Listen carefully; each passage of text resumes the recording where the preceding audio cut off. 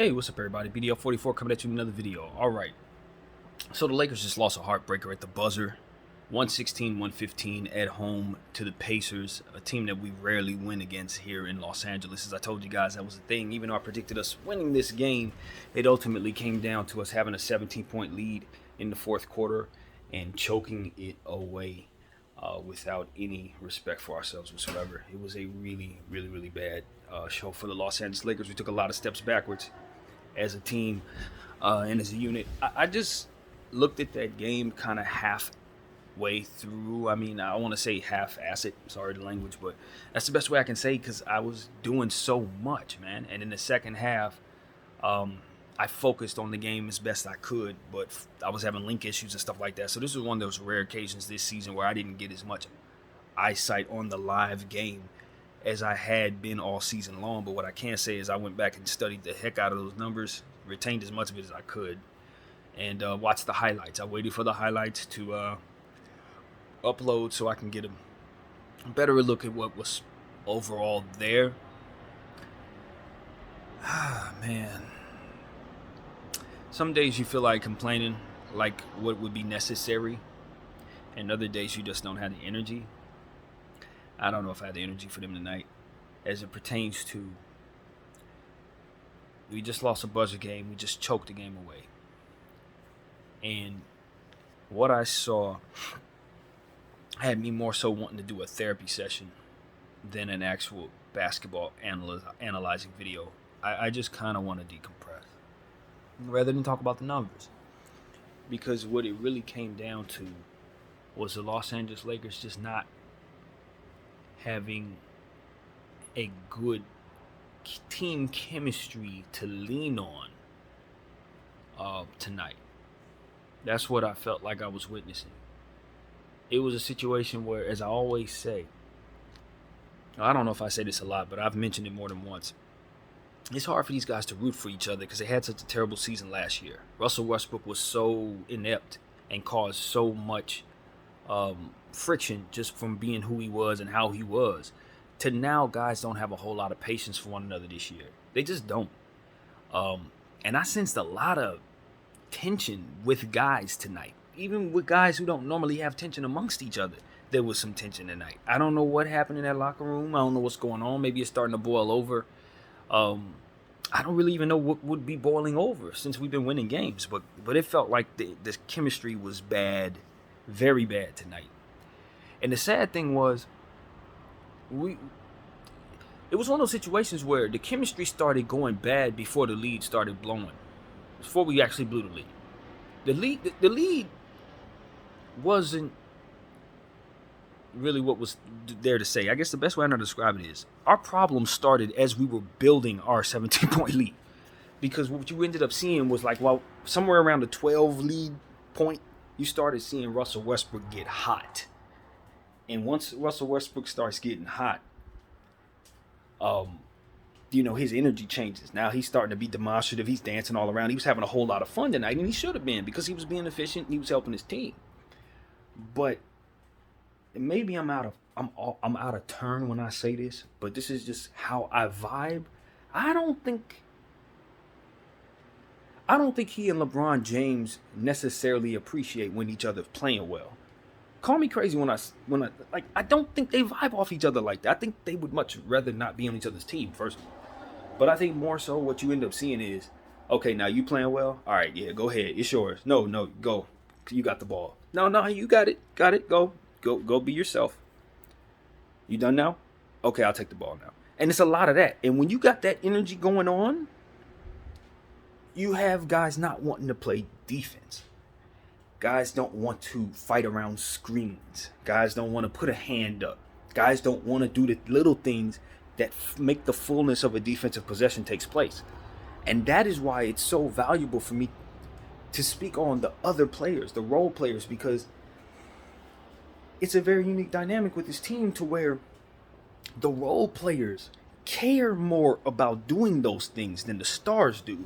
The stars' confidence tends to be leaning on whether or not they're shining, as opposed to the role players who are a bit more tough-minded in regards to, I don't need to be playing well.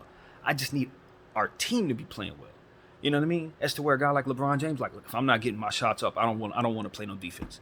Russell Westbrook, you know, if guys aren't vibing with me, if we can't dance together, I'm taking early shots in the shot clock, and this just is what it is, brother. You're gonna get from me what I want to give you, and it's like we're so leaning on support from the crowd, from each other, and that support isn't organic.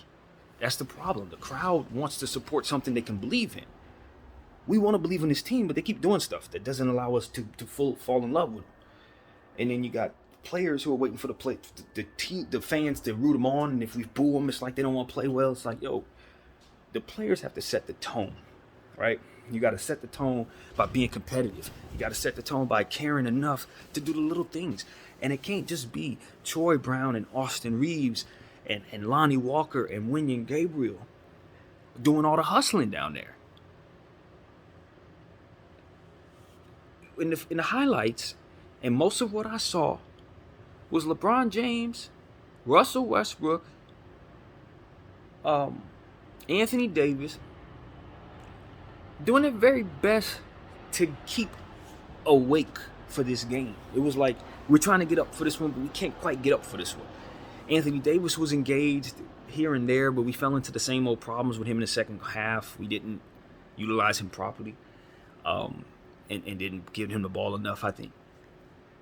I thought we were getting him the ball in positions for him to catch it further away. And you got to give credit to the Pacers a little bit, too, because, of course, they got players like, Miles Turner, Batazde, and Smith, and those guys who create a lot of problems for you. And see, that's one thing that I want to say. A lot needs to be understood about this Indiana Pacers and the way that their guards hound you. Nembhard, McConnell, Halliburton, Mathurin, they all come at you defensively. They all have length. They all want to pound. Like this guy, Nembhard. And it's funny because I mentioned his name in the pregame as a guy that I didn't expect to play because he was scratching the last game with an ankle. So I figured he wouldn't be ready for the night, or if he was ready, he wouldn't be, as effective. But I know he's a high-level rookie. Out of Purdue, I had heard enough about him here and there to see that he's a player that can really do something for you. And lo and behold, homeboy had 4 threes tonight and the game-winning buzzer shot as time was expiring. And he made me more so impressed on the defensive end, the way he was hounding people. It's impossible to deal with him and McConnell at the same time, and that's exactly what they were throwing at us. And, of course, you got to give credit to Tyrese Halliburton, who's, like I said, I think people may have thought I was exaggerating a little bit when I said this, but one of the best and the most talented point guards in basketball today. I really do believe that. And the numbers showed you that tonight. 24 points, 14 assists. That dude is the real deal, man. And I'm not surprised to see what I saw there. It's just what he does. He's going to go forward and be one of the leading point guards in this league. So just be ready for it. And, that's what it was, man. We dealt with some fantastic play from Ben Mathurin. He made us eat our words. Bron James didn't prove nothing to him because he got the victory tonight and was a big part of it. At 20-something points, 10 field goals made, I believe it was. 8 rebounds, a steal. He did good things tonight when they needed him to do it the most, and he showed why he's a leading candidate for Rookie of the Year. Simply put, Ben Mathurin is one of the best rookies in the game, and he put a win on the Pacers' record tonight, along with the rest of his teammates, man. Simply put. And the Lakers, well, I don't know, man. You look at LeBron James, 21 points. We had some clutch baskets down the stretch with him, and that fadeaway that he hit there, and several other plays that were made. But I just look at him and I say, second game in a row, 3 assists. Nobody on our team had more than 6 assists. And then I look at the stats on the team, just the team stats, and I'm trying to figure out where the heck did we get beat? Honestly, where did we get beat? We won the rebounding total. We won the turnover total. We did pretty good in fast breaks. Everything that you pretty much want to do, field goals. What it really came down to was they had a lot more shots. And because they were able to take a lot more shots, them missing what they missed still didn't matter because they were able to make more than we did. So their percentages were down around where ours was, but they shot 20 more shots or something like that. So it's one of those situations where you just understand that pace was a big part of what happened tonight. They were able to effectively just get up more shots. And in the fact that they weren't able to win the rebounder total and still managed to get more shots is a head scratcher. I don't know how they were able to do that. I don't even know how that works. But some magical way, they were able to shoot significantly more shots than us, particularly from behind the arc. And just 6 more 3-point shots was enough for them to have more of a scoring total. And when you look at those 3-point shots that they made, a good deal of them uncontested. Now, y'all know, if you follow me, we talked about how I've been seeing the Lakers giving up open threes to 3-point shooters in key moments all across the first half of this schedule. We've been seeing these guys every night, at least twice a game. There's a 3-point shooter open to shoot a 3. And mind you, I've been pointing this out leading up into this game, left and right. Like, I saw it again. And tonight, it all reached its head. It reached the head tonight. I think the Lakers probably gave up more open 3-point shots than we've had probably all last year combined. Like, tonight, every 3-point shot the Pacers seemed to take was wide open. Especially the ones down the stretch that got them toward winning the basketball game. It seemed like the closer the game got, the more open they became. And every time I look up, it was a switch. It's a switch that someone didn't switch. And you know who that person didn't switch usually is? It's either LeBron James or the man LeBron James is now forcing someone else. It's forcing to switch off into his man. It's either LeBron not switching or the person LeBron is forcing to switch ain't switching. I'm telling you, it's what I saw. It's just what I saw. I don't know how I can be honest with you guys and not sound like a complete hater. I don't know how to do that. But what I can say is there were a lot of guys who needed to do more tonight to help us win this victory, to get a victory, and they didn't do their part. Troy Brown, he helped us on the boards, but the scoring is so wildly inconsistent. It's becoming a situation. It really is. I just need more consistency out of guys, man. I can't look up and get 2 points from a guy on one night, 15 points from a guy next night, 8 points the next night. It's like that type of wild inconsistency. I do better just sitting you if that's all I'm going to get from you every night. And I don't know what the heck I'm going to get from you every night, but I can count on it not being enough. You know what I'm saying? I can live without you. This is one of those situations where I looked up and I said Wenyen Gabriel was playing so well and a lot of good things were happening while he was on the floor. We took him off the floor, bad things started happening. Austin Reeves. We tend to go to Austin Reeves and things tend to go well when we do. But for whatever reason, we never want to start him. But we always need him to come back and fix what the starters usually screw up. Now, mind you this is an every game occurrence. This is not like this is every once in a while. The guys that we usually start, it's consistent. They usually give up a lead, man. It's usually us fighting back into it every night. And our second unit comes in, we bring in Russell Westbrook, we bring in Austin Reeves, and suddenly things get better for us. That's how it's been lately. Tonight was no exception in that way. Obviously, you want to mention LeBron James getting off to a quick 7-0 start, I think it was, or something like that. He got quick 7 points. But, I mean, overall, I just felt like there were moments at a time in this game where you just knew they could put their foot on the gas and get some real distance. And we had that distance, 17-point lead with like 9 minutes to go in the fourth quarter or something like that. But guys just started hating on each other. If I could be completely and utterly honest with you, it just became a situation where I am not happy watching you succeed, and I ain't about to play no defense. That's exactly what I saw down there. That's what I saw.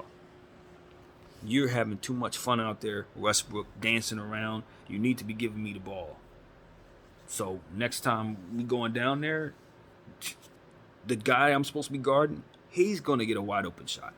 Because I do not appreciate how you're dancing around and dribbling all under your legs and all that.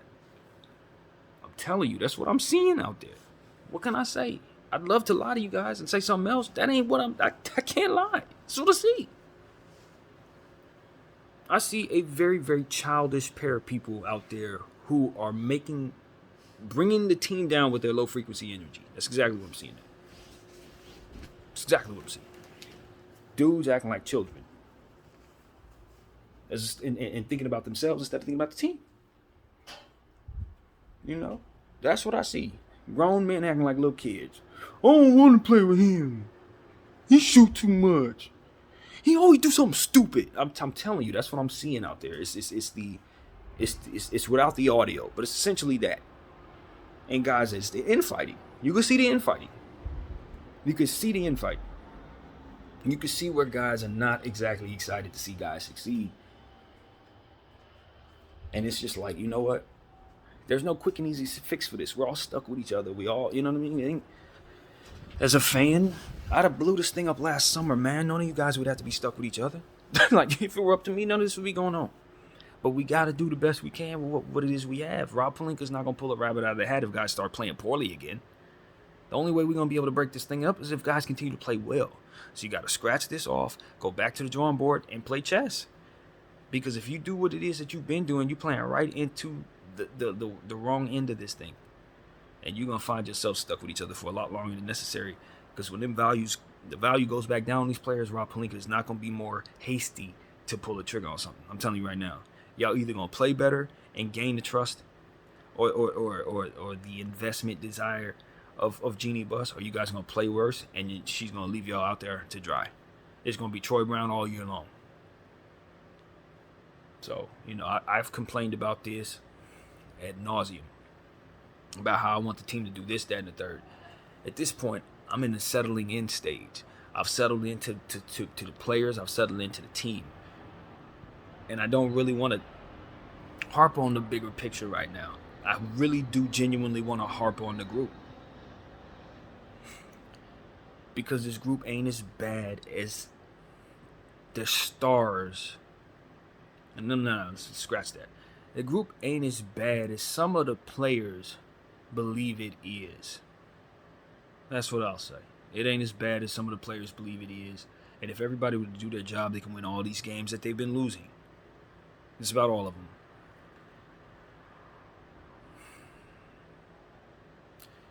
Fool's gold is a real thing, man. I need people to understand why I say certain things. If I look at a game like San Antonio game, where I know damn well LeBron James went 7 for 11 3-point shots, and I also know that the other team had no desire to win, I know we didn't do anything in that game that should make us feel good about leading into the next game. And this is what I was kind of thinking about. It's like, okay, LeBron James shot 7 of 11 threes. All right, what is the game plan for the next game? Next game is going to be him shooting a lot. The problem that we have, in my opinion, is that guys don't know how to play around LeBron shooting a lot. When he's on the floor, it's like it's like guys don't know how to function around him. These guys clam up.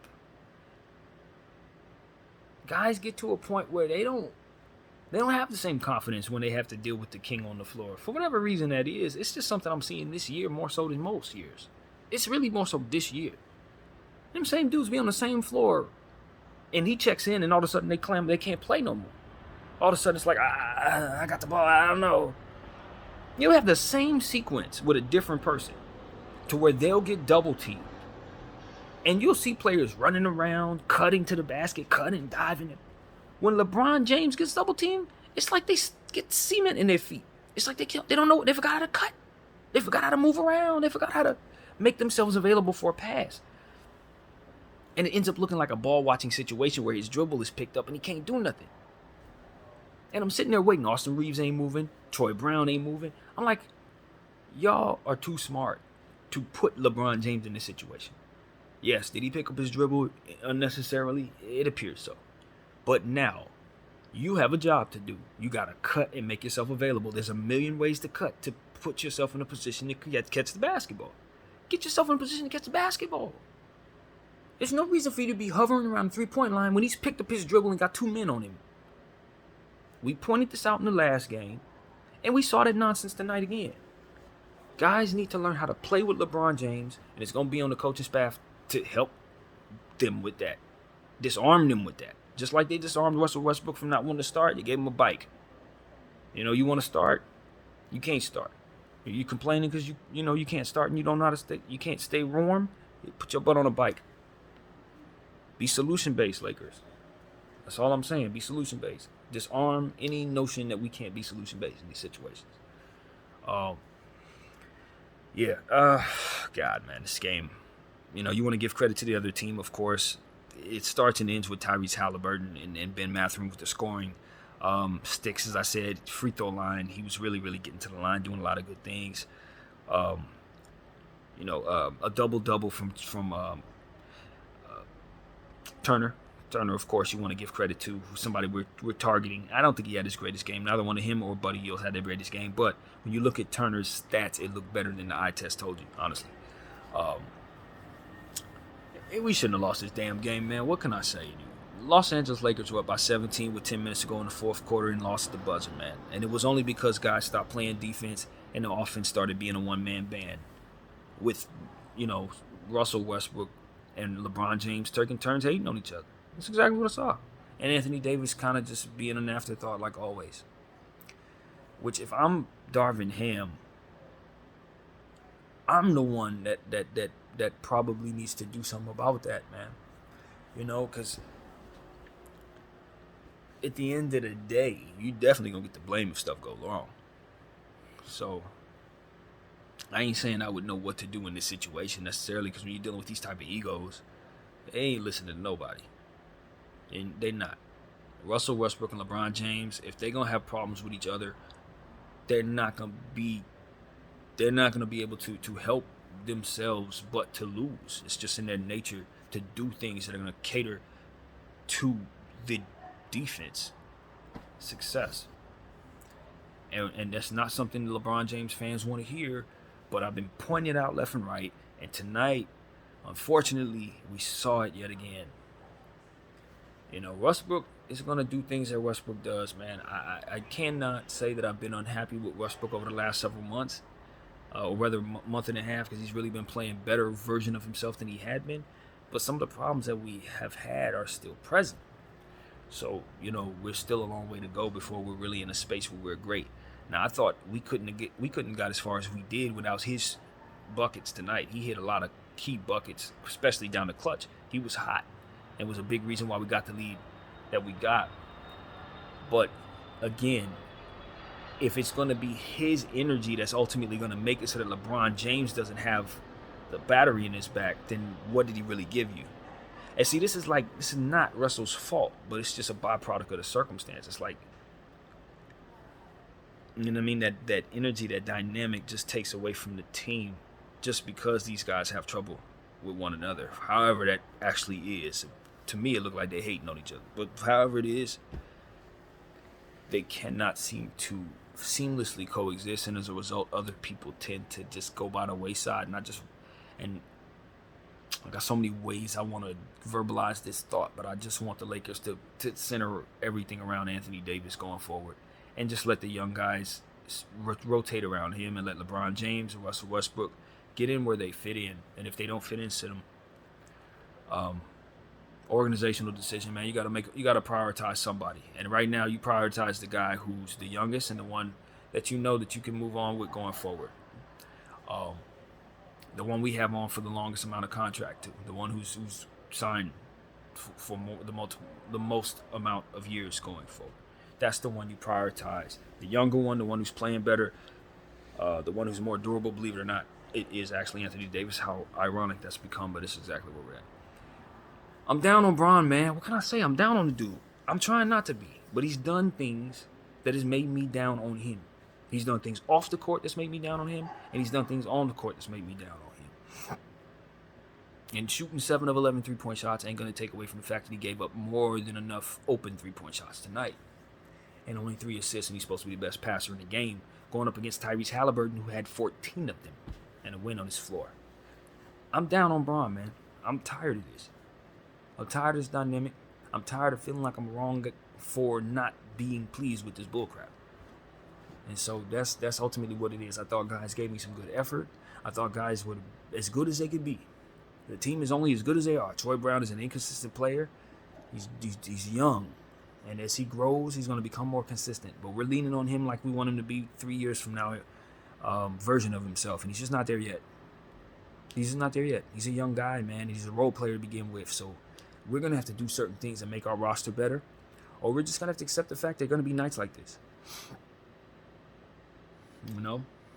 And to be honest with you, it wasn't those guys that made it the night it was. It was the big guys. It was the ones who we pay a lot of money to see that we secure victories and ultimately secured the loss tonight. You know? Because they didn't lead us to a victory. They didn't lead us. And I'm sick of that. I'm sick of that nonsense. You got a rookie, and Andrew Nembhard, another rookie, Ben Mathurin, just going left and right on scoring on you in the fourth quarter. Open 3-point shot. Open, you guys. When I say open, there's no one there. There's no one there. And I know we're missing Patrick Beverley, and that's a big deal why our defense doesn't look as good, because he doesn't allow for certain things like that to ever happen when he's on the floor, which is why our defense is as cohesive as it is for long periods of time, because he'd be on the floor. Making sure that those plays where guys be wide open, they contested because he's down there. But we can't keep him down there as much because we can't score when he's on the floor. So you turn to Dennis Schroeder and it's the complete opposite, and that's another big problem. Dennis Schroeder, a lot of what went wrong down there was just him being too small and non-factor defensively. You're 4-on-5 with him down there. So even though he gives you something on the offensive end, you're going to score. Defensively, guys are scoring over him, rebounding over him, and just pushing him out the way. And it's a defensive nightmare out there. So, yeah, I just think we need to figure out ways of shuffling him into this lineup to make him make a bit more sense, because I think when we put him on the floor, it accentuates our defensive issues with size. We're already not overly talented there, but now you're bringing in a non-defensive piece that was not anything that like what we had to start this season. All our guys could at least play some defense. Even Kendrick Nunn is a strong person, so when he's down there going up against certain guys, it ain't the same dynamic as Schroeder. Schroeder's just getting pushed around. So that's a big deal, man. That's a really big deal for our team, who's already lacking in talent and size to begin with. So for him to be a player that we need to lean on in order to have scoring, and we can't get nothing defensively out of him, it's got that same dynamic with on the other end of it with Beverley. So it's just like, all right, we can never have all that we need. We're always looking to give something up because of how the roster's constructed. So this is just one of those nights where you go up against a really, really undisciplined three-point shooting team. They shoot the ball a lot, but they don't care. They just let it fly. If it falls, it falls. If it don't, it don't. When you go up against a team that plays that loose, and you start choking and start having infighting issues, they're just going to let it fly, man. They don't care. You're going to leave them open, they're going to let it fly. And that's what happened. We go down, mess up on the offensive end, they come down, let it fly. If they brick it, offensive rebound their way. And see, even though we got more rebounds, it's probably more about when you got them, to be honest with you, because I'm pretty sure they beat us on the boards in the fourth quarter. I'm pretty sure they destroyed us on the boards in the fourth quarter, because it seemed like everything they were getting was tips. Even the last play, Miles Turner had missed a three-point shot. They got the tip out that ultimately got to Nembhard. And Naismith was shooting tonight. You know, he had a pretty big game for them as well. It's just like, man, when you're dealing with all of that, Naismith, if I'm not mistaken, he was a lottery pick back in the day with the Boston Celtics, who's now starting to really develop. And he was profiled as a three-point shooter. So you left him out there to hit threes. He's a three shooter. You don't even, like,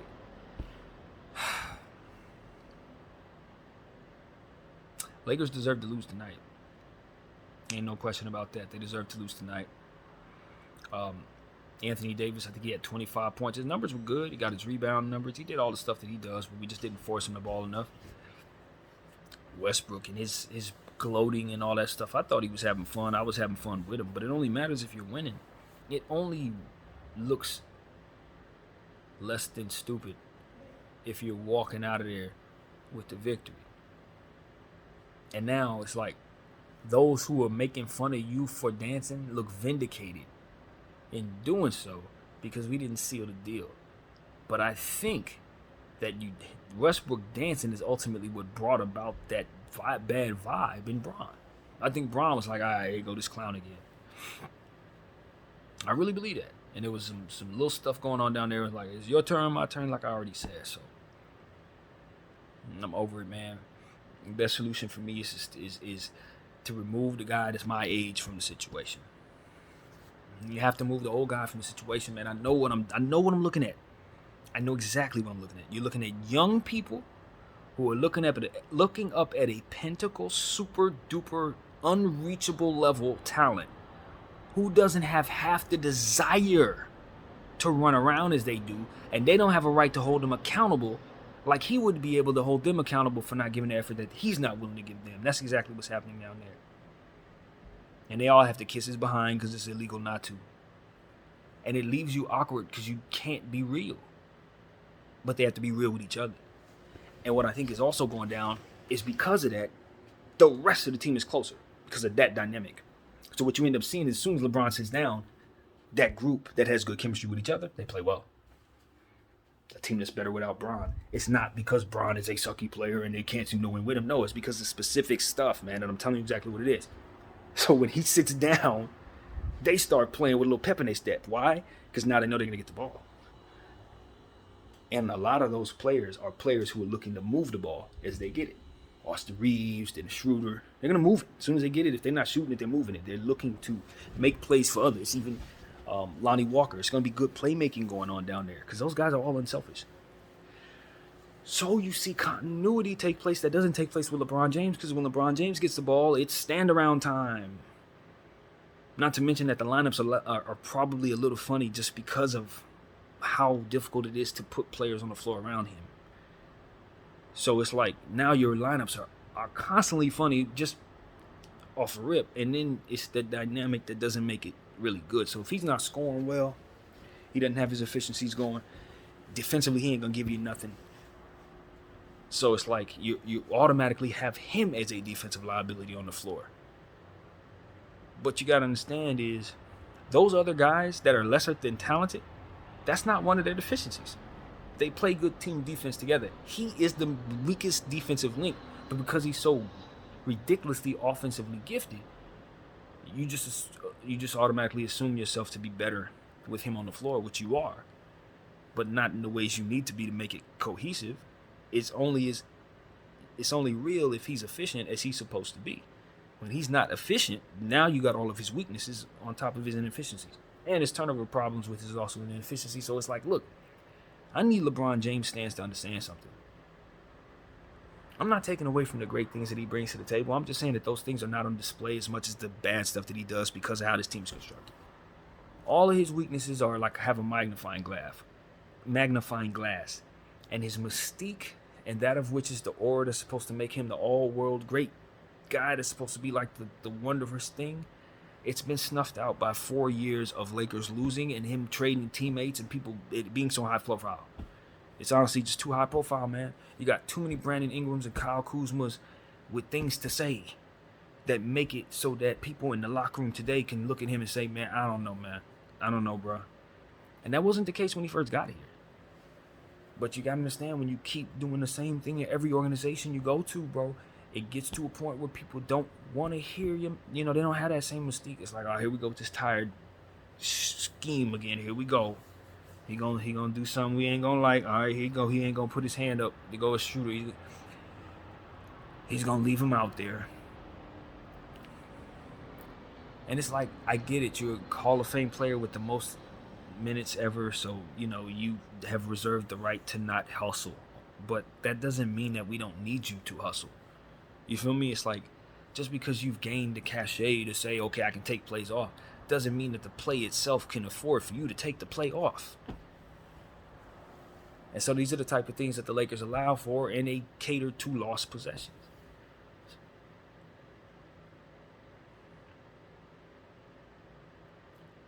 That's what it is that I see there, man. That's what it is that I see there. And so, if I'm Jeannie Buss, you know, I think the Lakers organization has done a much better job of not being short-sighted in regards to what they're doing. maybe a little too far-sighted in some ways. Maybe they're holding on to stuff a little too much. But the point is that they still have Anthony Davis. I'd have traded him 3 times by now. They still have LeBron James. I'd have traded him by now. They still have Russell Westbrook. I'd have traded him by now. And as a result, we've seen these guys play better. And you're probably going to get a better price for them because you didn't trade them already. So that's what I want to give them credit for. But at some point in time, you do have to look at the situation and say, the only thing left for the fans to ask for is for you to make changes. That's the only thing left for us to do. Because we're looking at a team who we want to root for. We like these guys. You know what I mean? This is not the worst team we've ever rooted for. But through 20 games, we can honestly say that they just don't have it, man. They don't have it. They're not as bad as I thought they were 10 games ago. But they're still not good enough to where I know I'm ready to bet on them to win it all 10 games from now. I don't see that path ahead for us at all. Especially with our schedule getting worse and we're dropping games like this. You know, we lost this game, but you know you got to see the Bucks, the Sixers, Toronto, Milwaukee. And those are the teams we're going to be seeing over the next 2 weeks. We ain't winning those games. We'll be lucky to win one of those games. And this is what it brings you back to the tired old blow it up conversation, because it really is all that's left to say, man. When you look down there, we up 17 points. Russell Westbrook's dancing. I got the biggest grin on my face. I'm laughing. I'm enjoying life. And then I proceed to watch the team just one possession at a time, just not give one damn.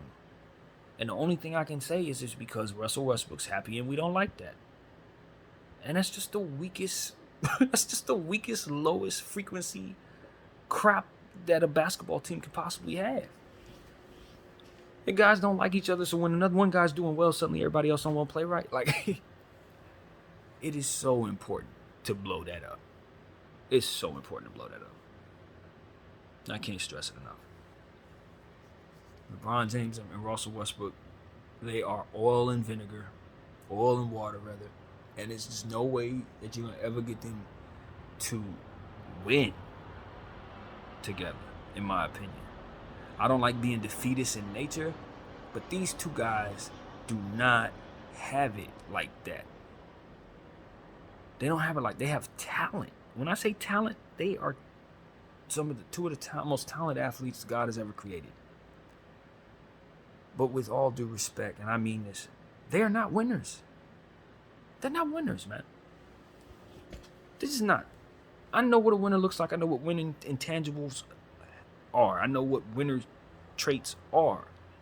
Bron ain't no winner, bro. Bron has won a lot, but he's lost more. And it's closer to his DNA than the winning is. And it's because of certain things that he does that we talk about in detail all the time.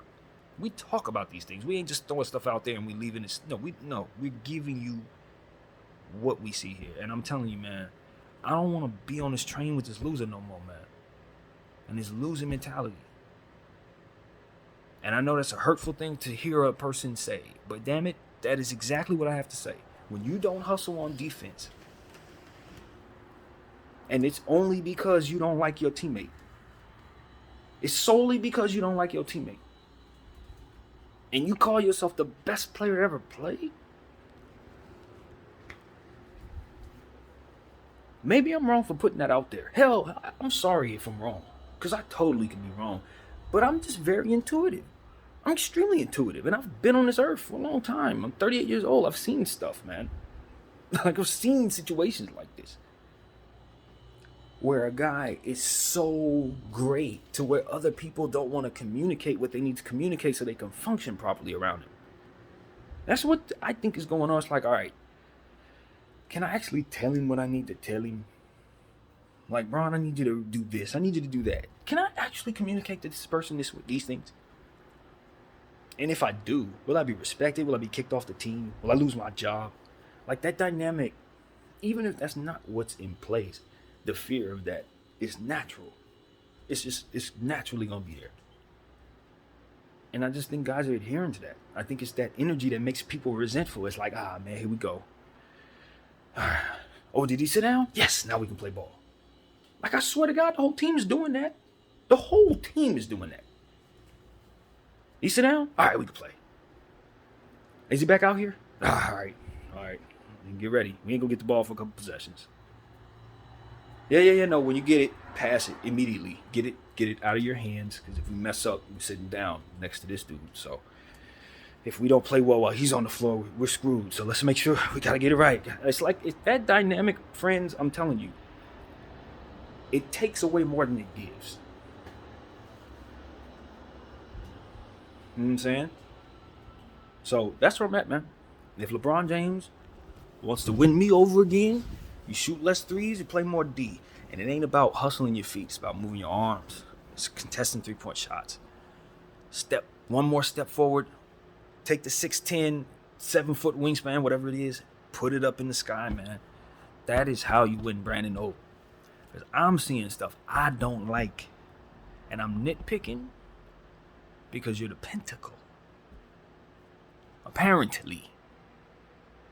And I nitpick with the Pinnacles. That's the respect they gain. I ain't gonna nitpick Troy Brown. I'm not asking Lonnie Walker to give me 40 points. But I am asking LeBron James to do everything right because he's supposed to be a king and he's supposed to be better than Michael Jordan. Better than Kobe Bryant.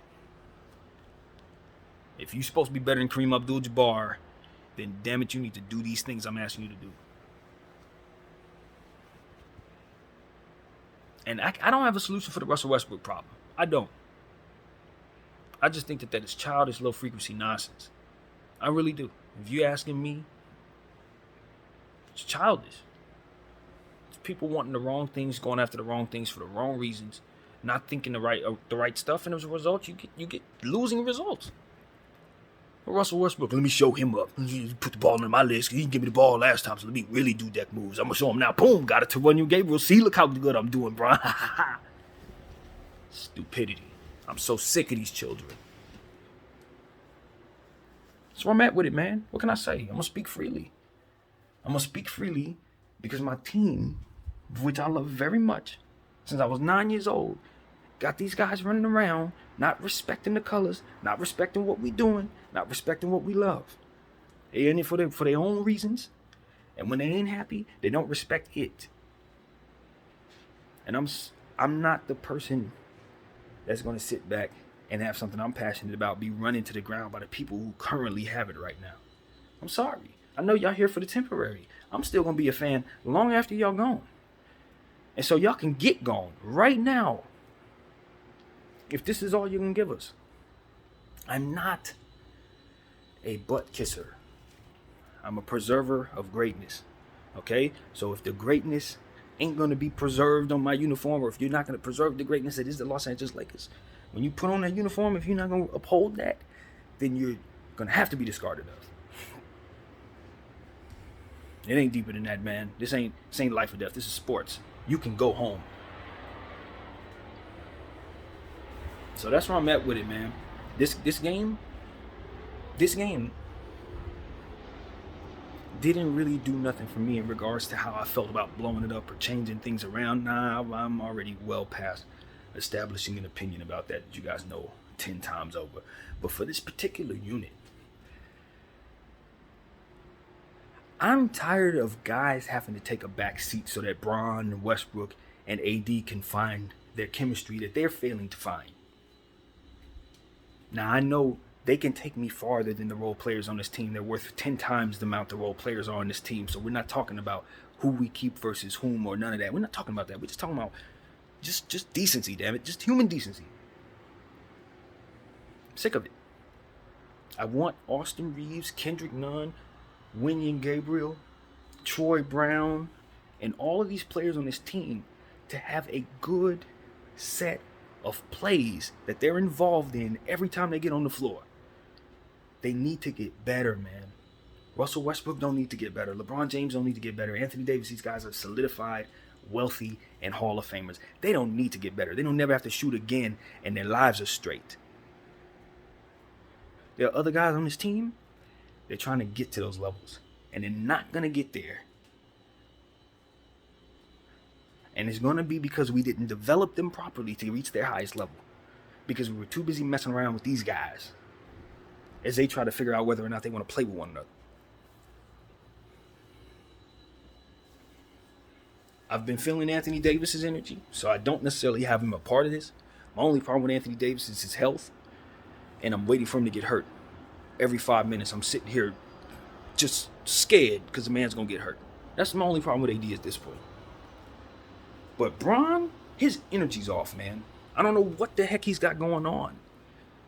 I don't know. But it's bad energy. And Westbrook's troubled, man. I think everybody who's been watching this team for 2 years knows that man's going through something personal in life and he's trying to overcome it. And whatever it is has had a hold on him for the time he's been here. And it's frustrating. He's doing better, which is why we ain't cussing and fussing in regards to him. But we're still a long way away from being where we need him to be. Long way away. And so as we progress forward, we just hope the progression stays on a positive way. He's happy, we're happy, he's happy. But it can't spark the team blowing a 17-point lead like it did tonight. If you being happy dancing Russell is going to force LeBron James into playing his worst basketball and force the rest of the team not to play no defense, then we got to figure out what chess moves we need to make that doesn't bring about that result. Chess, not checkers. Intellectual, competitive nature. That's what we always talk about. How do we be smart in regards to being competitive? Are we doing that? Tonight, we did everything wrong. We played right into the defensive plan's hands each and every one of those possessions leading up to that 17-point deficit being disappeared. Everything we did was wrong on both sides of the floor. Except for a couple shots that may have fallen. Russell Westbrook's shot that he hit that bounced off the rim and fell in. Lucky shot, man. LeBron James' the little hook shot that he made after a certain situation that Russell Westbrook did something that LeBron didn't like. He came back down and scored, and it kind of had like, yeah, I'm here. I'm stabilizing things.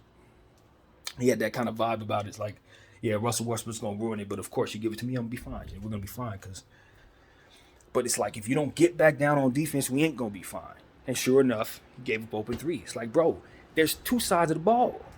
You can hit the clutch shot, but you're going to give up the clutch shot, we still lose. It's like the offensive side of the ball is the only part of the ball that they seem to be celebrating tonight. Or focused on tonight at all. Okay, yeah, I got the clutch shot. See, we stable. Bro, the other side. Jesus Christ. That's why we need to hurry and get Patrick Beverley back down there, because we ain't got to tell him the other side. We just need to get him to score the ball. We would have got all kinds of stops out there if Patrick Beverley was out there tonight. I kid you not. He really does make a huge difference in that way. And all them plays that Dennis Schroeder was giving up, you just simply don't have those problems with Patrick. But then, the shooting that Dennis Schroeder gives you, the scoring that Dennis Schroeder gives you, the passing that Dennis Schroeder gives you, you don't get none of that from Patrick. I'm just speaking in circles at this point. You already heard all this. All right, man. I'm going to stop venting. I'm going to let it go. This is one of those games where I would love to give you better content. But this team, man, they just run your spirit in different ways. You want to tell them to go away, and you want to tell them congratulations, and from game to game to game, you just understand you're going to be a 500 ball club, because that's who they are. They're a 500 ball club. They're iffy. Sometimes they're going to play well, sometimes they're not. Sometimes they're going to have it together, sometimes they're not. They may have a 17-point lead, maybe they blow it, maybe they keep it. 500 ball club. I'm not investing in a 500 ball club if I'm Jeanie Buss. I'm not doing that. So, that's pretty much the end of the conversation, man. Y'all take that opinion for what it's worth. Like I said, the stats in this game, I studied all those stats. They ain't stay in my head, man. I ain't gonna lie to you guys. Maybe I'll have them come back to me, but it was just too many numbers. I was too busy frustrated, more so than to be thinking about numbers. At the end of the day, this team was not bad tonight through 3 quarters. But in the fourth quarter, the fragility of the chemistry of this team ultimately was the end of us. So, we got the Portland Trailblazers up next. We'll talk all about that. I don't even want to get into them and how they're going to be shooting the ball. But, yeah, man, I'm going to get some rest, man. I've been up since 4 in the morning. And this is how the night ends, with this team losing at the buzzer to a rookie named Nembhard, of whom I told you guys probably wasn't even going to play. BDL 44, thank you all for watching.